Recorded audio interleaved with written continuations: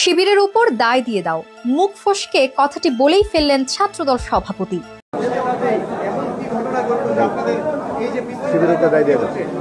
আসসালামু আলাইকুম রহমতুল্লাহ। সুপ্রিয় দর্শক, আজকের ভিডিওটা খুবই গুরুত্বপূর্ণ। অনেকগুলো তথ্য প্রমাণ সহ আজকের ভিডিওটা সাজানো হয়েছে। আশা করছি আপনারা পুরো ভিডিওটা দেখবেন। দর্শক, গতকাল কুয়েটের ঘটনাকে ঘিরে সংবাদ সম্মেলন করেছে ছাত্রদলের সভাপতি ও সেক্রেটারি। সাংবাদিকদের প্রশ্নের মুখে পড়ে উত্তর দিতে না পেরে ছাত্রদলের সভাপতি রাকিব ছাত্রদলের সেক্রেটারি নাসিরকে চুপি চুপি বলে, শিবিরের উপর দায় দিয়ে দাও।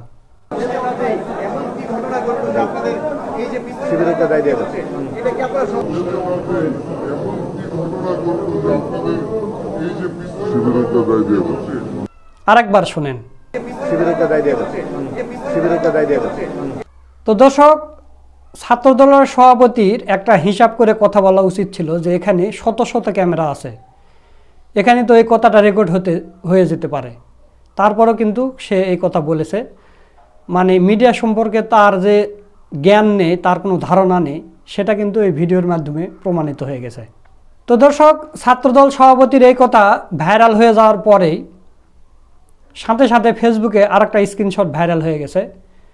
আপনারা স্ক্রিনে দেখতে পাচ্ছেন, এখানে লেখা আছে যে শিবিরকে দায় দিয়ে দাও বলে সভাপতির যে বক্তব্য ভাইরাল হয়েছে সেটা এডিট বলে পোস্ট দাও সবাই, এটা উপরের নির্দেশ, কুইক, সবাই মানে সবাই, আর মেসেজটা ফরওয়ার্ড করো।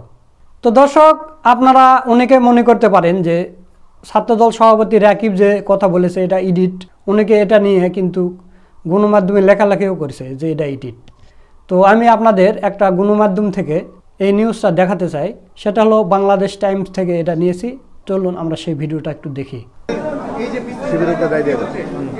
শিবিরের উপর দায় দিয়ে দাও, মুখ ফসকে কথাটি বলেই ফেললেন ছাত্রদল সভাপতি। তবে কথাটি গণমাধ্যমের উদ্দেশ্যে নয়, সাধারণ সম্পাদক নাসির উদ্দিন নাসিরকে চুপি সারেই বলতে চেয়েছিলেন কথাটি। তবে গণমাধ্যমের ধারণকৃত ভিডিওতে শোনা গেছে ছাত্রদল সভাপতির কথা, যা এখন নেট দুনিয়ায় সয়লাব। সামাজিক যোগাযোগ মাধ্যমে যে ভিডিওটি ঘুরে বেড়াচ্ছে সেখানে দেখা গেছে সংবাদ সম্মেলনের এক পর্যায়ে সাংবাদিকের প্রশ্নও শুনছিলেন ছাত্রদল সভাপতি। তখন সাধারণ সম্পাদক নাসির উদ্দিন ওই প্রশ্নের উত্তরের প্রস্তুতি নিচ্ছিলেন। এমন সময় চুপিসারে সভাপতি রাকিব নাসিরকে উদ্দেশ্য করে বলেন, শিবিরের উপর দায় দিয়ে দাও। এমন ঘটনার ভিডিওটি হাজার হাজার বার শেয়ার হয়েছে সামাজিক যোগাযোগ মাধ্যমে, যা নিয়ে ছাত্রদলের সমালোচনায়ও মেতেছেন নেটিজেনদের একাংশ। সংবাদ সম্মেলনে কুয়েটে ছাত্রদের উপর হামলার ঘটনা নিয়ে কথা বলেন ছাত্রদলের শীর্ষ দুই নেতা। সেখানে এই হামলার ঘটনায় বৈষম্য বিরোধী ছাত্র আন্দোলনের নেতাদের দায়ী করেছেন সংগঠনটির সাধারণ সম্পাদক নাসির উদ্দিন নাসির। তো দর্শক, কুয়েটের ঘটনায় শিবিরের সাথে কোনো সম্পৃক্ততা নেই, তা এই বক্তব্যের মধ্যেই প্রমাণিত হয়ে গেল। কারণ তারা নিজেরাই বলতেছে শিবিরের উপর দায় দিয়ে দাও। তার মানে কি, কুয়েটের ঘটনার সাথে শিবিরের কোনো সম্পৃক্ততা নেই। এবং ছাত্রদলের সভাপতি এবং সেক্রেটারি এরা যে ট্যালেন্টেড নয়, এরা যে মূর্খ, তাদের সেক্রেটারি সভাপতি হওয়ার কোনো যোগ্যতাই নেই। আজকের এই ভিডিওর মাধ্যমে আপনাদের সেটা প্রমাণ করিয়ে দেব।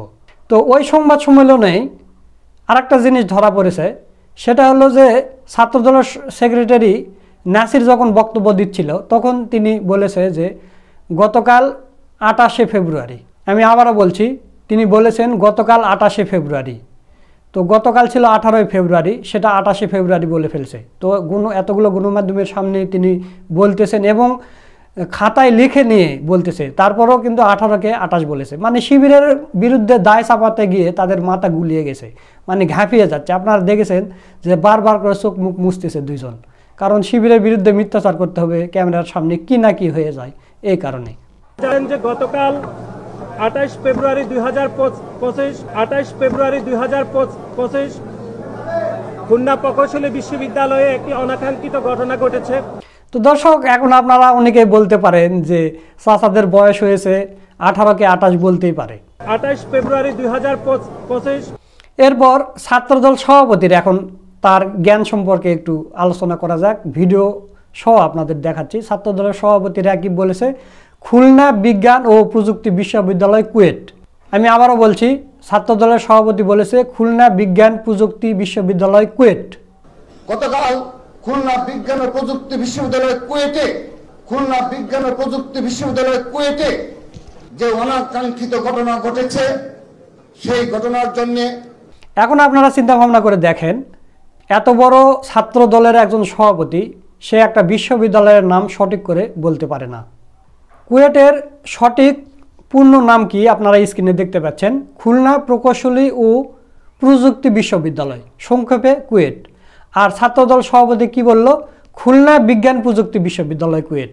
খুলনা বিজ্ঞান ও প্রযুক্তি বিশ্ববিদ্যালয় কুয়েটে। দর্শক, ছাত্রদলের আর একটা নেতা কি বলেছে, কুয়েটকে কুষ্টিয়া বিশ্ববিদ্যালয় বলেছে। চলুন আমরা ভিডিওটা একটু দেখি। কুষ্টিয়া প্রযুক্তি বিশ্ববিদ্যালয়ে আমাদের সহযোদ্ধাদেরকে আমাদের সাংগঠনিক কাজে যেভাবে বাধাগ্রস্ত করা হয়েছে এবং আমাদের সহযোদ্ধাদেরকে যেভাবে রক্তাক্ত করা হয়েছে, এটি অত্যন্ত দুঃখজনক। আজকে সারা বাংলাদেশে জাতীয়তাবাদী ছাত্র দল জেগে উঠেছে, আবার জেগে উঠতে শুরু করেছে। শিক্ষার্থীবৃন্দ, আমি আপনাদের মাধ্যমে ওই নিষিদ্ধ গোষ্ঠী তাদেরকে বলতে চাই, এই স্বৈরাচার শেখ হাসিনা পতনে আপনাদের জানা নেই, আপনারা জেনে রাখুন। দর্শক, আপনারা শুনলেন, একজন বলছে খুলনা আর একজন বলছে কুষ্টিয়া, কুয়েট মানে হচ্ছে কুষ্টিয়া। এরা কতটা মূর্খ দেখেন, এরা বিশ্ববিদ্যালয়ের নাম এরা সঠিক করে বলতে পারে না, এরা আবার ছাত্র দলের নাকি সভাপতি, বড় বড় নেতার পদে বসে আছে। তো এখন আপনাদের আর একটা ইন্টারেস্টিং ভিডিও দেখাবো, সেটা হলো এই বিষয়গুলো ভাইরাল হয়ে যাওয়ার পর এই ছাত্র দলের সভাপতি যে বলেছে শিবিরের উপর দায় চাপিয়ে দাও, এরপরে রাতের বেলা এখন টিভিতে ছাত্র দলের সভাপতি রাকিব, শিবিরের সভাপতি জাহিদুল ইসলাম এবং বৈষম্য বিরোধী ছাত্র আন্দোলনের অন্যতম নেতা হান্নান মাসুদকে নিয়ে এখন টিভিতে একটা টক শো হয়েছে। তো সেখানে ছাত্রদলের সভাপতি শিবিরকে বারবার গুপ্ত সংগঠন বলেছে। তো এর জবাবে ছাত্র শিবিরের সভাপতি জাহিদুল ইসলাম ভাই এমন কয়েকটা প্রশ্ন ছুড়ে দিয়েছে রাকিবকে, রাকিব কোনো উত্তর দিতে পারেনি, মানে লেজে গোবর হয়ে গেছে। তো প্রিয় দর্শক, বেশি দেরি না করে চলুন আমরা সেই টক শোর ভিডিওটা একটু দেখে আসি। গুপ্ত শিবির বা গুপ্ত সংগঠন নামে আমাদের সম্মানিত রাকিব ভাই যে কথাগুলো বললেন, অভিযোগ বলেছেন, এটা আসলে ওনারা মুখস্থ করেছেন। আমার কাছে মনে হয়েছে যে ওনারা পলিটিক্যাল যে এজেন্ডা ঠিক করা দরকার একটি ছাত্র সংগঠনে, সেটা ঠিক করতে না পেরে ওনারা এই এজেন্ডাটা কি নিয়েছেন। তো এক্ষেত্রে আমি একটি গল্প দিয়ে শুরু করতে চাই। আমি যখন ফার্স্ট টাইম ঢাকায় এসেছি, তো একবার সদরঘাট থেকে মিরপুর যাচ্ছিলাম। আপনি জানেন যে ফার্ম গেট এলাকায় ওই যারা হচ্ছে ছিনতাইকারী, এদের একটা চক্র থাকে, আপনাদের অভিজ্ঞতা থাকতে পারে, রাকিব ভাইয়ের ভালো অভিজ্ঞতা থাকতে পারে বিষয়ে। তো সেখানে যখন গিয়েছে, জানলার পাশ থেকে মোবাইল টান দেওয়া হয়। তো টান দেওয়ার পর দেখা গেছে যে বাহিরে এবং ভিতরে, অর্থাৎ গাড়ির ভিতর থেকেও একটা গ্রুপ এই চোর ছিনতাইকারী বলে চিৎকার দিয়ে ওঠে। তো দেখা গেল পরে যারা ভিতর থেকে চিৎকার দেয় তারাও ছিনতাইকারী, যে মোবাইল নিয়ে গেছে সেও ছিনতাইকারী, তার আশপাশে যারা থাকে সবাই ছিনতাইকারী। তো রাকিব ভাইয়ের গল্পটা, মানে গুপ্ত বলাটা আমার কাছে কেন জানি সেটার সাথে বেশ সিমিলার মনে হয়, যে গুপ্ত। এখন আসেন, আমি যদি রাকিব ভাইকে প্রশ্ন করি যে গত 15 বছর ওনাদের কাউন্সিল কতটি হয়েছে, কতটিতে কমিটি আছে, ইভেন 5ই আগস্টের পরে যে বাংলাদেশ, এখানে তো ওনারা কাউন্সিল দিতে পেরেছেন। আমি ওনাকে প্রশ্ন করতে জানি কতটি শাখায় কাউন্সিল দিতে পেরেছেন। ছাত্র শিবির মতো একটি সংগঠন, আমরা সোহরাওয়ার্দী উদ্যানে আমাদের সদস্য সম্মেলন করেছি ডিসেম্বর 31 তারিখ। জাস্ট 11 দিনের ব্যবধানে আমাদের 132টি শাখা, সব জায়গায় আমরা কমিটি দিয়েছি এবং কমিটিগুলো আমরা সোশ্যাল মিডিয়া সহ সব জায়গায় প্রচার করেছি। এরপর আসেন, আপনি যদি কার্যক্রমের দিক থেকে আসেন, যে ছাত্র শিবির একটা সায়েন্স ফেস্ট করেছে, তো এটা তো আলহামদুলিল্লাহ গোপনেই করেছি আমরা, ঠিক না? আপনারাও দেখেননি মিডিয়াতে, রাইট? এরপর হচ্ছে আমরা সদস্য সম্মেলন করেছি, আশা করি এটাও খুব গোপনে হয়েছে, আমাদের রাকিব ভাই এটা দেখেননি।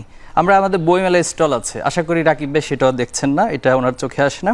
এরপরে আমরা ঢাকা ইউনিভার্সিটিতে ফ্রি মেডিকেল ক্যাম্প করেছি, প্রত্যেকটা হলে হলে সকল ছাত্ররা দেখেছে, শিক্ষার্থীরা দেখেছে, সবাই দেখেছে, সারা বাংলাদেশ সবাই দেখেছে, কিন্তু আমার রাকিব ভাই দেখেন না। এটা আশা করি সলভ হয়ে যাবে আজকের পরে। যদি রাকিব ভাই এরপরে এই প্রসঙ্গটা আনে, তাহলে রাকিব ভাইকে আমি ওই চোরের গল্পের বাহিরে আসলে কোনোটাই আমি স্বীকৃতি দিতে পারবো না, সে চোরের গল্পটার মধ্যে আমাকে থাকতে হবে রাকিব ভাইকে নিয়ে। এরপর আমি যেটা বলবো, যে আমরা প্রত্যেকটা ইউনিভার্সিটিতে যাচ্ছি, আপনি খেয়াল করবেন, এবং আমরা সরাসরি ছাত্রদের মুখোমুখি হচ্ছি। মিট দ্য ব্রিলিয়ান্টস এবং আস্ক শিবির, নো শিবির, সবগুলো ক্যাম্পাসে আমরা এটা আয়োজন করছি এবং ছাত্ররা আমাদেরকে ইচ্ছা মতো প্রশ্ন করতে পারছে। রাকিব ভাই এরকম কয়টা আয়োজন করেছে উনি বলবেন। দেন আমরা শিক্ষার্থীদেরকে নিয়ে অনেকগুলো বৃত্তি প্রকল্প চালু করেছি, বেশ কিছু প্রোগ্রাম সব জায়গায়। আমাদের প্রত্যেকটা ক্যাম্পাসে আমাদের প্রকাশনাগুলোর প্রদর্শনী হচ্ছে। তাহলে রাকিব ভাই কোন সেন্স থেকে, কোন যুক্তিতে গুপ্ত বলে, এটা রাকিব ভাই ভালো জবাব দিতে পারবে। তবে ওনাদের যে রাজনীতি, ওনারা যেটা রাজনীতি করছেন, ওনারা আসলে গঠনমূলক রাজনীতির মধ্যে নেই। ওনারা হচ্ছে এক ধরনের আগের মতো দখলদারিত্ব এবং ফ্যাসিবাদ কায়েমের যে রাজনীতি সেদিকে ধাবিত হচ্ছে। এবং আমরা ওনাদেরকে বারবার বোঝানোর চেষ্টা করেছি, 5ই আগস্টের পরে ওনাদের সাথে সাক্ষাৎ করে বুঝিয়েছি এবং আমরা ইনডিরেক্টলি অনেকভাবে কৌশলে মেসেজগুলো দেওয়ার চেষ্টা করেছি। দেখুন 5ই আগস্টের আগের রাজনীতি আর পরের রাজনীতি এক না, আপনারা আসুন ভালো ধারায় আসুন, আমরা আপনাদেরকে সহযোগিতা করবো, আমরা মিলেমিশে রাজনীতি করি। এবং ছাত্র রাজনীতির প্রতি যে একটা তিক্ততা জন্ম নিয়েছে, একটা ট্রমা জন্ম নিয়েছে, এটা যদি আমরা ঐক্যবদ্ধভাবে কাজ না করি সেটা দূর হবে না। আমাদের রাকিব ভাই গতকাল ওনাদের ছাত্র সংগঠন যে কাজটা করলো কুয়েটে, সেটা তো সারা মানে আমরা মিডিয়াতে সবাই দেখেছি স্পষ্ট, সেখানে ছাত্র দল কিভাবে সেটার সাথে যুক্ত ছিল এবং যুব দলের কারা সেটা, এবং আলহামদুলিল্লাহ রাকিব ভাই খুব শুরুতে স্বীকার করে নিয়েছেন যে যুব দল এবং স্থানীয় বিএনপি তারা সেখানে যুক্ত ছিল এবং তাদের হাতে দেশীয় অস্ত্র ছিল, এটা ফুটেজে সবাই দেখেছে। এখন তো আর 1990 সাল 80 সাল না, যেখানে সোশ্যাল মিডিয়া নেই, কারো হাতে মোবাইল নেই, শুধুমাত্র যদি ক্যাশ মানে যেটা ভিডিও ক্যামেরা সেটা ছাড়া কিছু নেই, বিষয়টা তা না। এখন তো সব কিছু সবার কাছে অবারিত। এরপরও রাকিব ভাইয়ের এই লজিকটা আসলে কোনো যুক্তি আমি মানতে পারছি না এবং আশা করি আজকের দিনের পরে রাকিব ভাই এই সমস্ত শব্দ আর ব্যবহার করবে না। আর ওপেন সংগঠন হিসেবে উনি আমাকে এই উত্তরটা অবশ্যই দিতে হবে যে গত 15 বছর ওনাদের কাউন্সিল এবং ওনাদের কার্যক্রম কি ছিল, আর এই 6 মাসে ওনাদের কাউন্সিল এবং কি কি কার্যক্রম ওনারা করেছে, এই জাস্ট এই দুইটা বিষয় বললে আমরা ওপেন সংগঠনের সংজ্ঞাটা আশা করি আজকে ক্লিয়ার হয়ে যাবে। 1 মিনিটে জবাব দিই আমরা, 1 মিনিটে জবাব দেই। আমরা ওই ভিডিও ক্লিপিংসে শুনতে পেলাম আপনি বলছেন, আমি বলছি আমি আনসার দেব, দায় দিয়ে দাও শিবিরের উপরে। আমি বলছি সেটা একটু ব্যাখ্যাটা দিবেন, তারপর আমরা একটু শুরু করব। আপনি আমার এটা চ্যালেঞ্জটা নেবেন না, আমি তো এটা ব্যাখ্যা দেব, আমি তো কথা দিয়েছি। জি নিয়েছি রাকিব ভাই, চ্যালেঞ্জ আপনি আমাকে দিবেন, আপনি একটু বলেন যে 1 ঘন্টার মধ্যে দিবেন, আমি দেব তো 1 ঘন্টার মধ্যে। দায় দিয়ে দাও নিয়ে একটু বলবেন প্লিজ। আমি অবশ্যই বলবো, দর্শকরা সবাই অপেক্ষা করছে আপনার এই শিবিরের দায় দিয়ে দাও নিয়ে। আমি এর জন্যই বলি যে গুপ্ত এবং এখানে অধিকাংশ ছাত্রলীগের নেতাকর্মী জড়িত করেন, তাদের কোনোদিন এই সাহস নেই কমিটি প্রকাশ করার। আমি স্পষ্টভাবে বলছি, ইতিহাস কখনো ক্ষমা করবে না, কোনো অপব্যাখ্যায় কাজ হবে না। আপনি আমাকে বলেছেন, আমি তো আপনাকে বললামই 15.5 বছরের কাউন্সিল সবকিছু আমি আপনাকে সরবরাহ। আচ্ছা হানান ফিনিশ, আমি কি সুযোগ পাবো? হ্যাঁ, আমরা একটু হানান মাসুদের বক্তব্য। আমার মাত্র একটা প্রশ্নের জবাব দিলাম, তিনি তো আমাকে 10টা প্রশ্ন করেছেন, আপনি একটা আনসার দেন নাই। স্থাপন করে আমরা একটা চ্যালেঞ্জ নিই রাকিব ভাই, যে আসুন আগামীকাল টিএসসি তে অথবা যে কোনো একটা জায়গায় আপনারা 15 বছরের সকল কার্যক্রম সারা দেশের সকল শিক্ষার্থীর কাছে প্রকাশ করবেন, আমরা আমাদের সকল কার্যক্রম প্রকাশ করব এবং এই 6 মাসে আপনারা কি করেছেন সেটা সকল শিক্ষার্থীদের কাছে আপনারা ওপেন প্রজেক্টরে দেখানোর ব্যবস্থা, প্রদর্শনের ব্যবস্থা করুন, আমরাও করি। এরপরে সাধারণ শিক্ষার্থীরা সিদ্ধান্ত নেবে কারা ওপেন সংগঠন আর কারা গুপ্ত সংগঠন। যারা 15.5 বছরের তাদের কর্মীটাই চিনাইতে সাহস দেখায় না, তারা আমাকে আমার কর্মসূচি জানতে চায়। 6 জন ছাত্রলীগের সাথে যুক্ত থাকার কারণে কেন তাদেরকে বহিষ্কার করতে হয়েছে, এই উত্তর দিবেন প্লিজ। আমি ঢাকা বিশ্ববিদ্যালয় কমিটি ঘোষণার পর 6 জন ছাত্রলীগের পোস্টদারী ছিল, তাদেরকে ওনারা বহিষ্কার করেছেন, এটা কিভাবে সম্ভব? আমি প্রতিটা প্রশ্নের জবাব দেব। আচ্ছা রাকিব ভাইয়ের কাছে আরো প্রশ্ন রয়েছে, জাহিদ ভাইয়ের কাছে রয়েছে, আমি একটু হানান। আমি কোনো আনসার পাইনি। আচ্ছা দর্শকরা পেয়েছে কিনা দর্শকরা কমেন্ট করবেন। দর্শক আপনারা ভিডিওটা দেখলেন, তো ছাত্রদলের সভাপতি কোনো উত্তর দিতে পারেনি। আপনারা চাইলে পুরো ভিডিওটা দেখে আসতে পারেন, আমাদের ডিসক্রিপশনে এখন টিভির এই সম্পূর্ণ টকশোর লিঙ্ক দেওয়া থাকবে, অথবা আপনারা ফেসবুকে অথবা ইউটিউবে সার্চ করলে পেয়ে যাবেন। এখন আসি আর একটা বিষয়, সেটা হলো যে ছাত্র শিবিরকে যে গুপ্ত সংগঠন বলে প্রচারণা করা হয়, এটা নিয়ে আমিরে জামাতকে প্রশ্ন করা হয়েছে। তো আমিরে জামাত কি উত্তর দিয়েছে চলুন সেই ভিডিওটা একটু দেখে আসি। কৌশল করেছে বলতে দেশটা স্বাধীন হয়েছে এবং তারা কন্ট্রিবিউট করতে পেরেছে। এখন বলা হচ্ছে এটা স্বাধীনতা, যদি এটা স্বাধীনতা হয়ে থাকে তাহলে এই স্বাধীনতায় কন্ট্রিবিউশন যার যেটা আছে তারটা শ্রদ্ধার সাথে স্মরণ করা উচিত। আমি একটু আগে বলেছি যে এটার কোনো ক্রেডিট এককভাবে বা মেজরিটি পারসন জামাত ইসলামী কখনো দাবি করে না এবং করবেও না। জনগণ বিচার করবে কার কি ছিল না ছিল, জনগণ তো অন্ধ না, জনগণের চোখ খোলা, জনের বিচারের যে দুয়ার এটাও বন্ধ না, এটাও খোলা, এটা জনগণ ডিসাইড করবে, এই জায়গায় আমরা যেতে চাই না। ছাত্র শিবির তাদের পরিচয় না দিয়ে অপরাধটা কি করেছে? যদি ছাত্র শিবির পরিচয় গোপন করে কোনো অপকর্ম করে, কেউ যদি কোনো অপকর্মের সাথে জড়িত থাকে, তার বিরুদ্ধে চার্জ আনেন, অভিযোগ আনেন যে অমুকের মেয়ের ইজ্জত নষ্ট করেছে বিশ্ববিদ্যালয় আঙ্গিনায়, অথবা অমুকের উপরে জুলুম করেছে, মারধর করেছে, অমুকের রুম থেকে বের করে দিয়েছে, অমুকের কাছে চাঁদা দাবি করেছে। এই কথা তো আজ পর্যন্ত কেউ বলতে পারলেন না। শুধু বলতেছেন যে তারা তাদের পরিচয় দেয়নি। পরিচয় দেওয়ার পরিস্থিতি তাদের ছিল, সবার ছিল, অনেকেই তো দিতে পারেন নাই, শুধু শিবির কেন, এই সরকারের রিপ্রেশনের কারণে, নির্যাতনের কারণে অনেকেই তো পরিচয় দিতে পারে নাই। পরিচয় দেওয়ার সমস্যাটা কি? তারা কি তাইলে এখানে বুকে একটা সাইনবোর্ড লাগাইয়া তাদের এই বিপ্লবে বা আন্দোলনে আসা দরকার ছিল যে আমি শিবির? অন্য কেউ এসেছে এইরকম? তো অন্য কেউ যদি না এসে থাকে তো তাদের ক্ষেত্রে শুধু এই প্রশ্ন উঠে কেন? এটা পারপাসফুল। আর আপনি একটা ছাত্র সংগঠনের ভাইদের কথা বলেছেন, তাদের বক্তব্য আপনার যেমন লেগেছে, আপনি যেমন বিবেচনায় নিচ্ছেন, দেশের মানুষও বিবেচনায় নেবে, তরুণ ছাত্র সমাজও বিবেচনায় নেবে, সেই ব্যাপারে আমার কোনো মন্তব্য করার দরকার নাই। তবে আমি শুধু বলবো যে দায়িত্বশীলতার জায়গা থেকে আমার এবং সবার খুবই দায়িত্বশীল হওয়া উচিত। দর্শক, আপনারা আমিরাজাবাদের উত্তরটা শুনলেন। তো আমিরাজাবাদের উত্তরটা আপনাদের কাছে কেমন লেগেছে তা অবশ্যই কমেন্ট করে জানিয়ে দিবেন। এখন আপনাদের যে কথাটা বলবো সেটা হলো, ছাত্রদলের নেতাকর্মীরা সব সময় বলে আসতেছে যে শিবির নাকি ছাত্রলীগের লুঙ্গির নিচে থেকে রাজনীতি করে। অথচ আমরা ছাত্রদলের যে কয়টা কমিটি হয়েছে আমরা দেখেছি, সেখানে মানে কমিটি তো দিতেই পারেনি সারা বাংলাদেশে, কয়েকটা মাত্র দিছে। তার মধ্যে দেখা গেছে যে 12 জন 6 জন ছাত্রলীগের লোক ঢুকে আছে, তাদেরকে আবার পরবর্তীতে বহিষ্কার করা লাগছে। তো তাহলে কারা ছাত্রলীগের লুঙ্গির নিচে রাজনীতি করতেছে সেটা জনগণ জেনে গেছে। এবং এই প্রসঙ্গে আপনাদের একটা ভিডিও দেখাতে চাই। এই ভিডিওর মাধ্যমে আপনারা প্রমাণ পেয়ে যাবেন যে কারা গুপ্ত সংগঠন, কারা ওপেন সংগঠন। বিএনপির মহাসচিব মির্জা ফখরুল ইসলাম আলমগীর একটা সংবাদ সম্মেলনে বক্তব্য দিচ্ছে, সেখানে ছাত্রদল সভাপতিকে পরিচিত করে দিতে গিয়ে তিনি ছাত্রদল সভাপতির নাম বলতে পারতেছেন না। তাহলে আপনারা চিন্তা করে দেখেন, বিএনপির একজন এত বড় নেতার সর্বোচ্চ লিডার, তিনি তার ছাত্র সংগঠনের সভাপতির নাম জানেন না। তাহলে কি বোঝা যায়? এতে করে বোঝা যায় যে এই ছাত্র দলেরা গুপ্ত সংগঠন। ওপেন সংগঠন শিবিরের মতো ওপেন হলে তো নাম জানা উচিত ছিল। তো চলুন আমরা আগে ভিডিওটা দেখে আসি।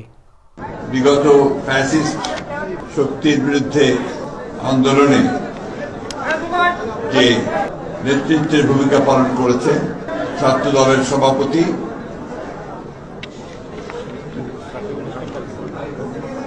মোহাম্মদ রাকিবুল ইসলাম রাকিব, ছাত্র দলের সভাপতি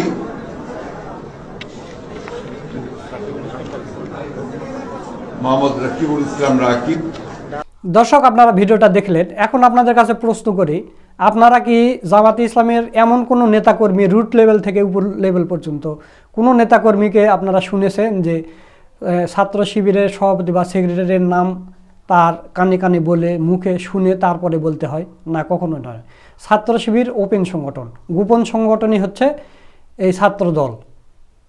সেটা এই ভিডিওর মাধ্যমে প্রমাণিত হয়ে গেল যে বিএনপির সর্বোচ্চ লিডার যিনি, বিএনপির মহাসচিব মির্জা ফখরুল ইসলাম আলমগীর, তার ছাত্র সংগঠনের সভাপতির নাম জানেন না।